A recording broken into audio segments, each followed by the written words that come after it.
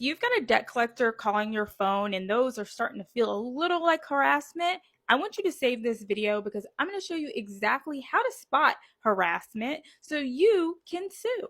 Hi, my name is Jasmine. I talk a lot about money and credit, and debt collectors are no stranger to harassment and abuse tactics in order to convince you to pay.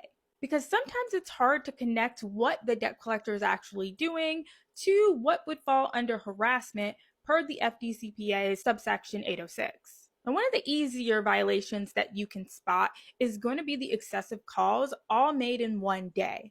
That's because if you have someone calling you back to back, despite the fact that they might be calling you between the hours of 8 and 5 p.m., they're likely calling you while you are at work, even if that call is being made to your personal cell phone. What you want to do is make sure you're not deleting any of those calls or voicemails, because that is going to be evidence that you can use to show harassment.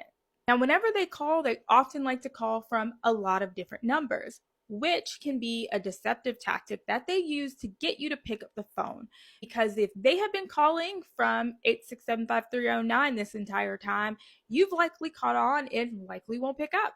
But if they switch their numbers, you're more likely to pick up that call because it could be anybody. And the same goes for leaving excessive voicemails. They don't have to just be threatening, but calling and leaving voicemail after voicemail, which would prompt you to want to stop whatever you're doing to check it, and feeling this immense dread and pressure to have to actually talk to them is a violation. And that's just the FDCPA, because calling you can expose them to violations that they are making under the TCPA, the Telephone Consumer Protection Act, which are violations that you can sue for anywhere between $500 to $1,500.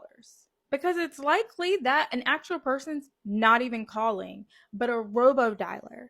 And you can tell because it's likely you can't call that number back, or you answer and there's a brief weird silence, or a robot that answers the phone letting you know that your call will soon be connected. And that's because under the TCPA, debt collectors actually need your consent to use a robocaller to call you. Now, these are all just violations that a debt collector can make just by calling you on the phone. And these are violations that can either get you paid or can be used to negotiate the discharge of that debt completely.